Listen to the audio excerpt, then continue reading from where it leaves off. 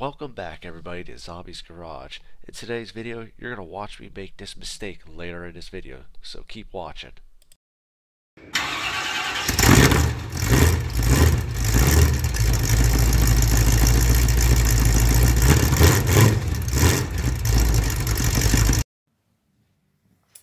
Okay, so we're going to change out this coil here.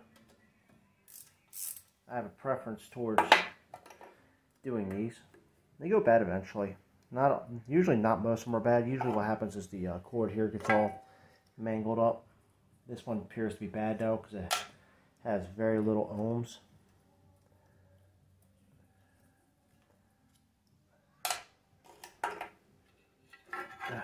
There we go. Yeah. This one is weird. I've never seen one like this before.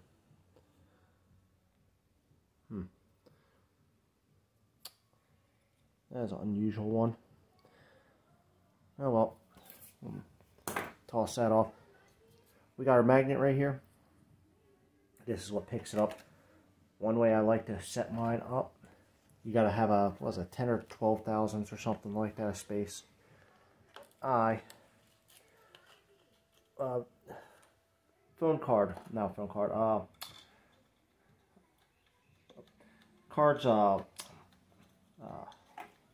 usually are perfect distance, is what I was trying to say. So, and the magnet always hangs out just a little bit further than the rest of the flywheel. So, I'm going to screw this down a little bit. But this should give the right amount of clearance. So we want it to drag just a little bit. There we go. That feels good. I'm going to tighten this down. Because what it's supposed to be is like you put the feeler gauge in there and you go back and forth with the feeler gauge. Ooh, easy there. And it's a pain in the butt. This is the way my dad taught me how to set the coil on here. They say you're supposed to adjust the coil every once in a while because they say it will shift over time from vibration in the motor. I don't think I've ever run into that problem myself. Like I said, don't go crazy. These aren't big bolts. You're not going to need a 1/2 inch impact to put these on. There we go.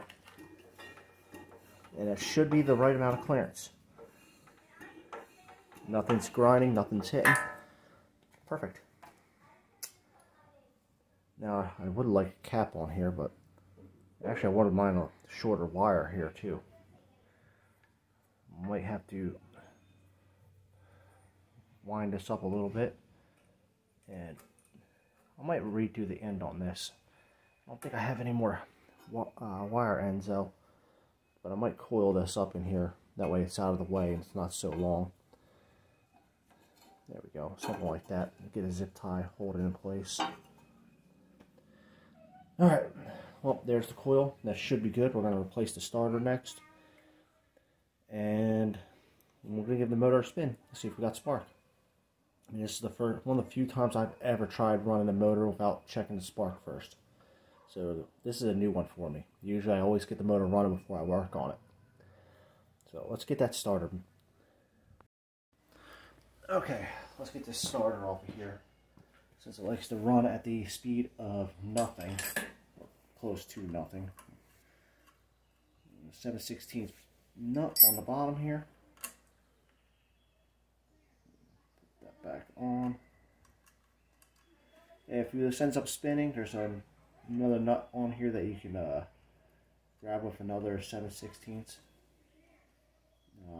wrench, preferably probably a small one. I'm using a swivel head on this one because it's a little bit tight fit.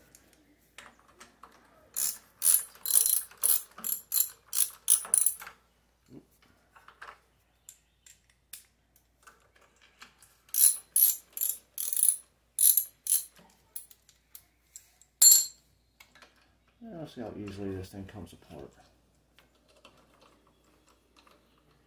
Luckily this is not like a Chevy 350 where you got to worry about shimming stuff.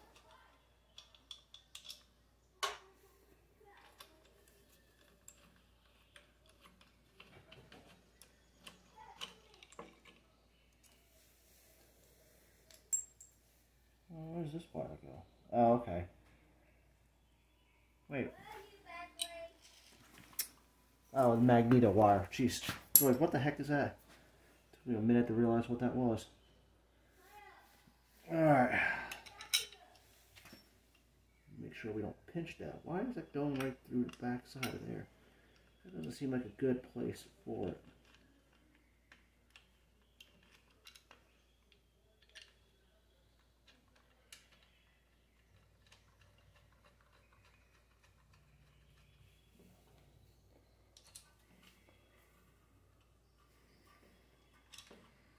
Come on. Bugger. Bugger.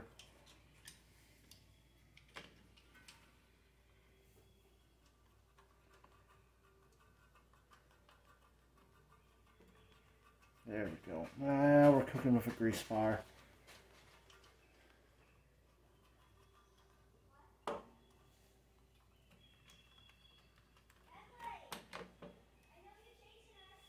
Alright. It's good to hear the kids are playing and not fighting for once.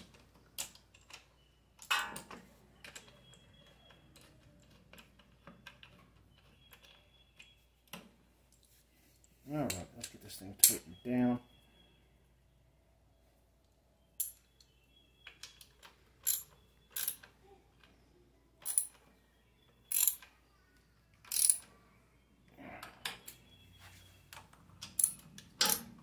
Oops.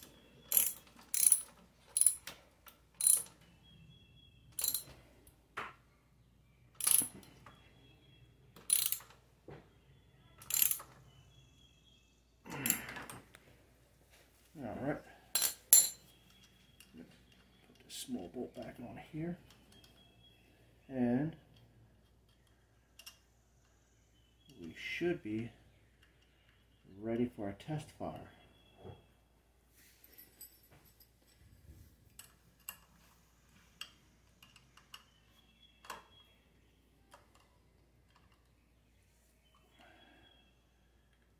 Yeah, everything else is in place.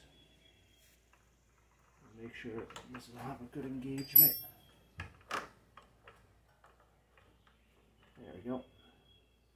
Yep. I would have liked a little more engagement on it, but that's fine. Excuse me. I think we're time to put some oil in there. This is going to be sacrificial oil, like just a cheap bottle of 1540 diesel oil, because it's got a lot of zinc and phosphate in there. This motor probably hasn't had in a while. And we're going to spin the motor over, see if we got spark, and then we'll throw some ether down the carburetor and see if she fires up. So let's get some oil in there. Oh yeah, by the way, oil goes right through the oil tube here, and then dipstick obviously. So alright, let's get to it. Okay, well, the electric start doesn't seem to want to run off the boost pack very well. So, I just hooked up this here, and let's see if we get this running. What do we got? Full throttle.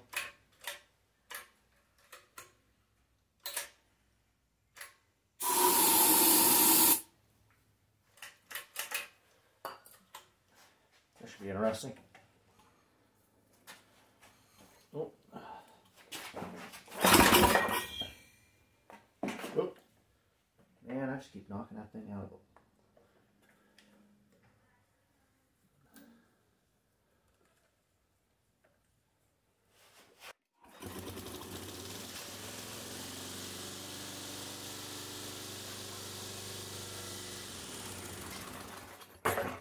Well, that's unfortunate. Well, my stupid ass is paying for that mistake. I didn't think I've done that before, but I've never had the rope just pull off, and I really should have seen that coming, because it is going to swing right around. So when it pulled off, it wrapped around my dipstick tube and snapped my dipstick tube off. So, gonna need a plan B for that one. think I'll just put a plug in there for now. It's not that essential. Oh, there's my dipstick. Yeah, that's... Whoops. Hey, runs damn good. Got a splatter of oil on everything, though. Hey, rust protection. No, that was stupid. Okay, guys, let's review. Oh man, there's oil all over everything because it sprayed up when that tube broke. Let's review how stupid that was.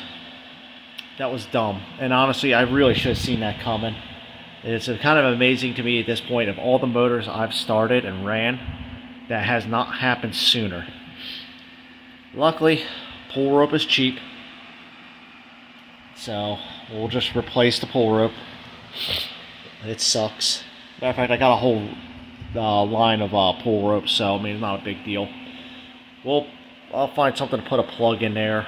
Like I said, it's not detrimental to have the dipstick tube in there. It just makes it nice to check the oil, but honestly, it's just like the older model motors.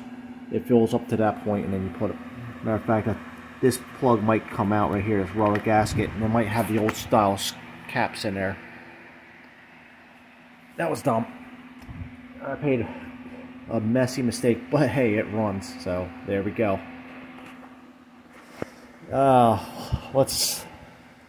I'm gonna clean up my mess, and we'll see you all in a little while. Okay, we're gonna rewind this spring, put this back together for the pull start. I already did it once, found out I didn't wind up the spring enough. This is a pain. Most modern, well, most newer ones, you don't have to really worry about this too much. And I've only had to do this a couple times. Not like this model, different models, but you got your spring and you got your bushing here. You've got a good view of it. Kind of hoping I have the camera set up in a good way. Spring sets in a little groove there. This bushing sits on top of that spring. Remember that, because this is where things get difficult. Alright. Flat spring, or coil spring, needs to go into a groove here. Alright, time for the fun part.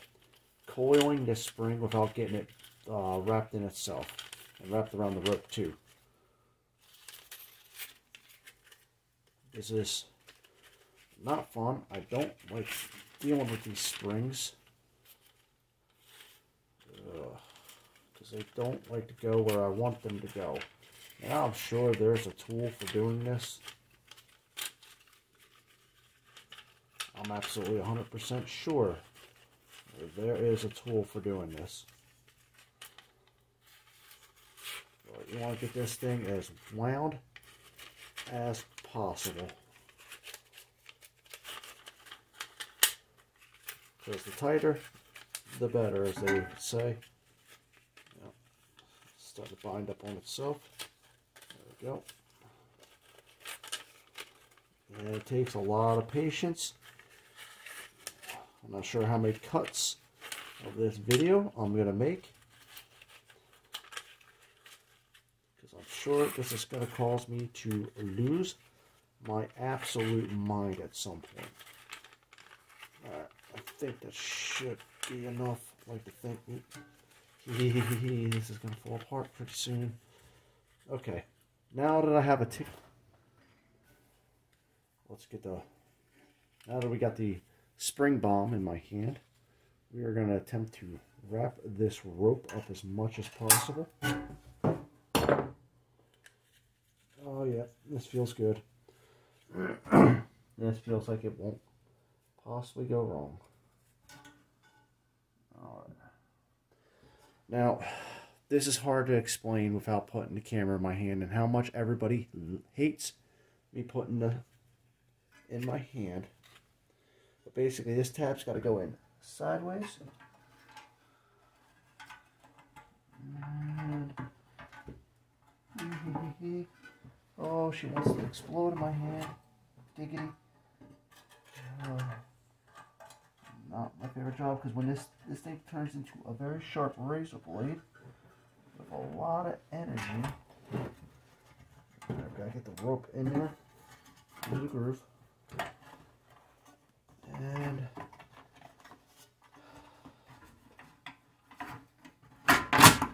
okay.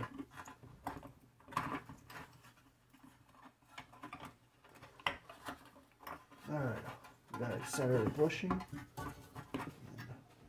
Next thing, we got to push down these tabs.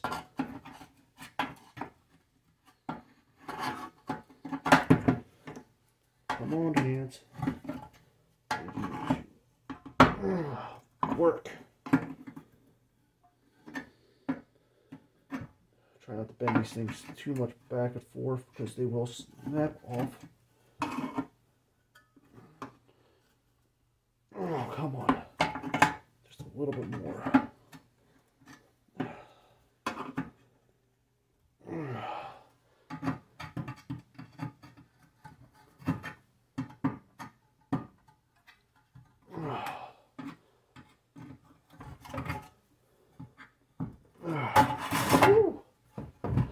Oh.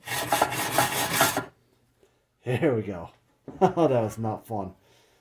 I've had these springs blow apart on me before, and it will slice up your hand. I should be wearing gloves on it, but you kind of need the deck style. You need to be able to feel the spring at the same time, and most gloves that are thick enough to prevent you from slicing your hand up on this don't allow you to feel it the way you need to feel, like where the spring is going. Ah, yeah, really felt, you can really see the creases in that spring in there. But that feels right. We're going to put this back together, and the pull start should be ready to go on this. Now until I get a battery in the mower, we'll go from there. Unfortunately, this isn't my first try. I scratched this up, realized I need to put some paper towels on there. I don't know if I'm going to repaint that or I'm just going to let it be. I'm kind of over it at this point. I'll probably touch it up. I know I will. I can't stand to leave stuff like this the way it is. Oh, alright. Let's get on to the next task. Alright, and then we just do a function check. I haven't bolted this down yet.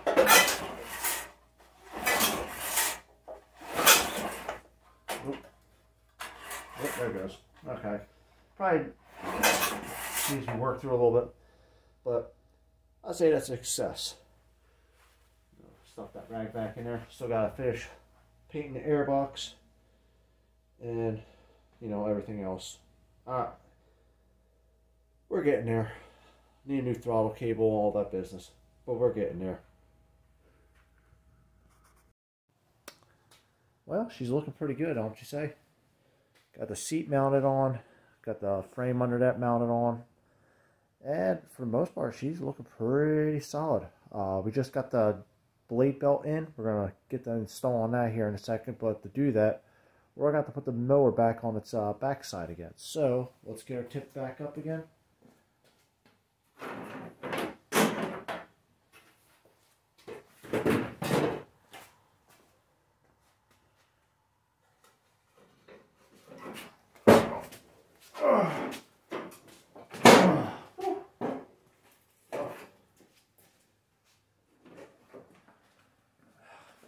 Here's the belt that we're using. It's a 108 inch, half-inch thick belt. It is one of these double V belts. I didn't even know these things existed. Basically, it's just two belts put back, they're back to each other. Didn't even know these belts existed, really. I've never come across them on anything. I kind of wish I didn't put the mower right there, though. It's going to make for tight work, try to get in there. But, we'll get this belt apart here. I'm going to move the camera over. And hopefully be able to get all this. First things first, though. I'm trying to think of the best way. Probably loop it down and let it come down through there. I don't know what you think. There's the pulley on the back side there. I know, not much of a view.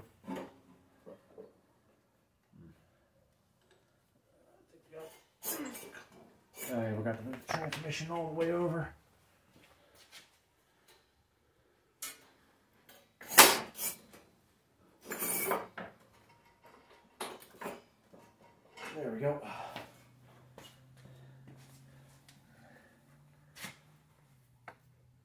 Oh, this is going to be one of those easier said than done jobs, isn't it?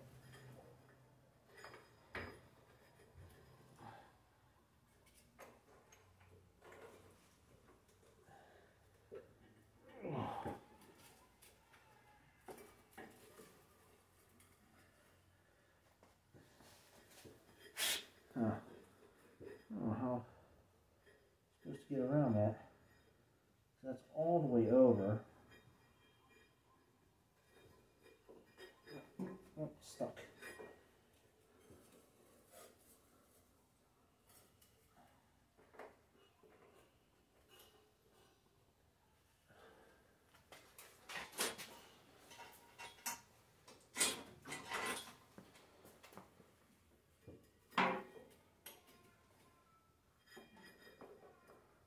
Maybe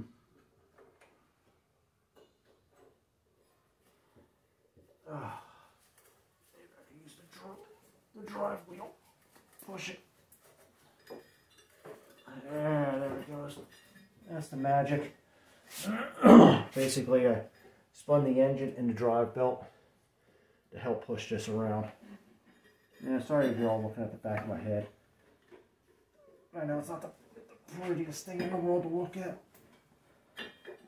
Ooh. Alright. Sneaky up through there.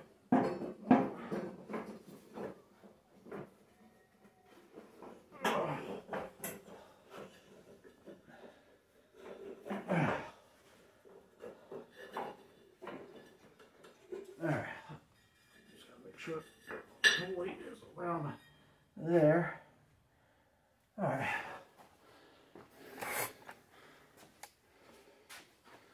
Let's see if we can get a good angle on this. Let's go to the other side. Oops.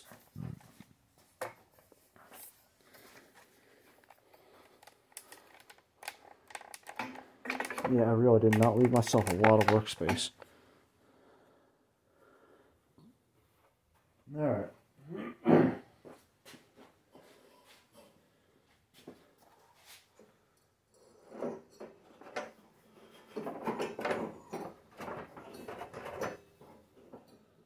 Alright, so this side's got to go over here.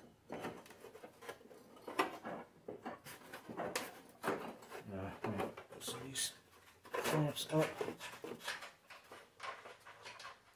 so we can get a little space to work with.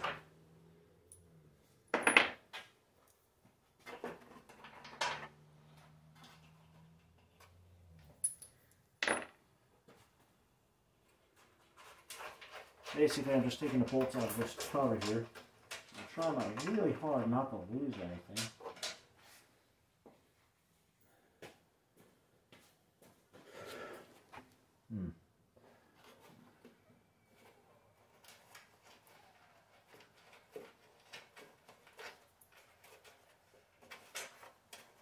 I hope there's not a way to twist this belt either.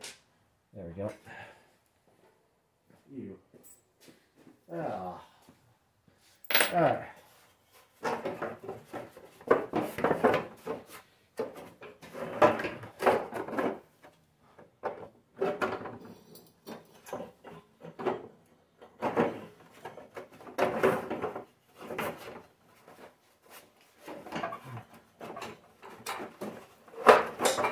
There we go. Alright. I mean, I know it wasn't the best view to see it. I can honestly tell you, I know it wasn't. Oh, let's.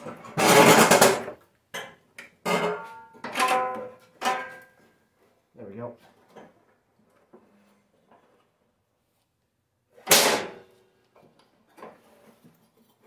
Oh, I think that needs a little bit of greasing.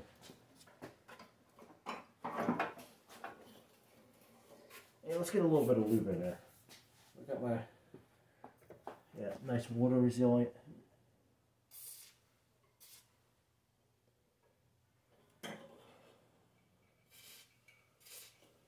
This doesn't take any grease points here. And we'll get around there.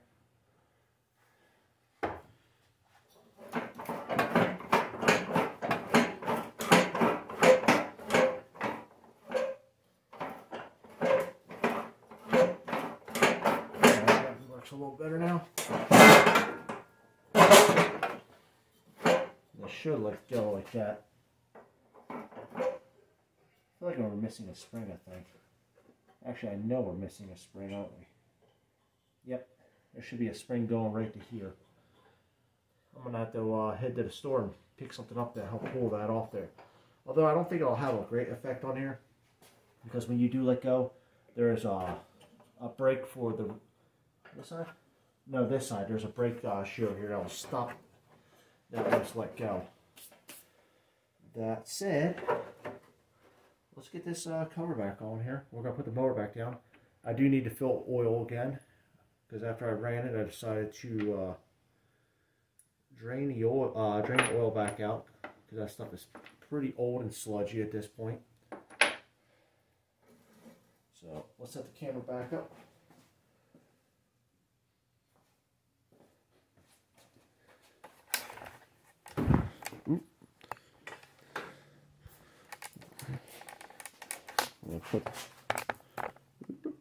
There we go. Well, let's give myself a little more space. Let's not be stupid now. I know it's my favorite thing to do.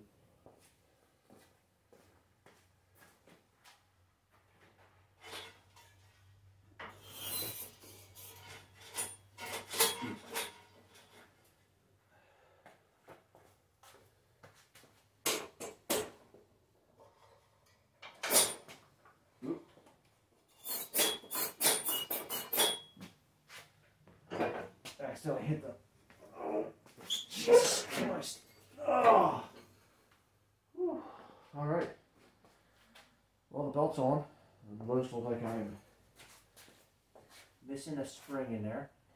That's not a problem. That's an easy fix. I can find a spring. I'll take a look at the parts diagram, but I should be able to go to Tractor Supply and pick up one of their springs out there. We'll put the bolts back on here.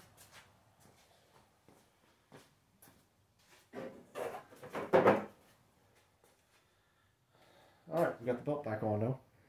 So we're almost there to a nice. We're almost there, sorry about that. We're almost there to a working mower now. Yeah, get another carriage bolt for the chute over there.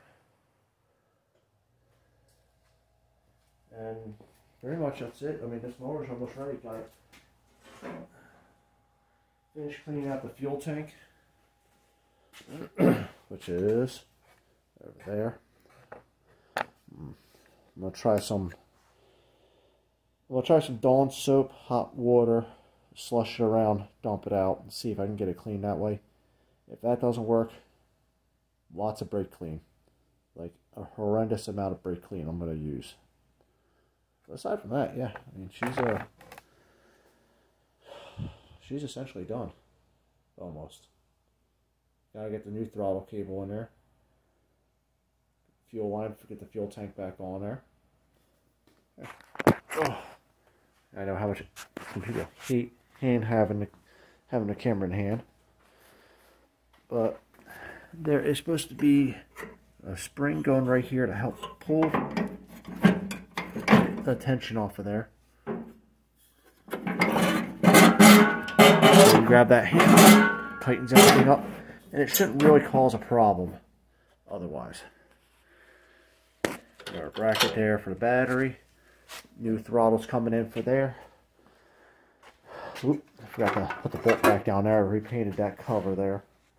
Yeah, both of them. They're supposed to be chrome, but that's, yeah, whatever. This is all painted ready for the tank. And we'll put some more engine oil on there. We'll mow the grass once, drain it again, because I just want to get all the filth that's in that motor out. But yeah, she's about ready to go. I just finished bolting down this cover here, get both everything on there, because that's all good.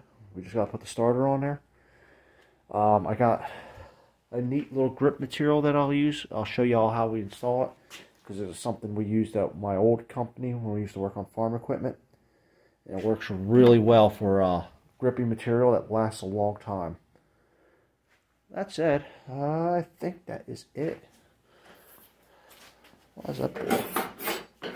Okay, making sure that returns the way it's supposed to be. And And it won't be too much longer till I get the mowed lawn with this. And then sell it. Maybe keep it. I don't know. But we'll be right back with the when the next parts come in.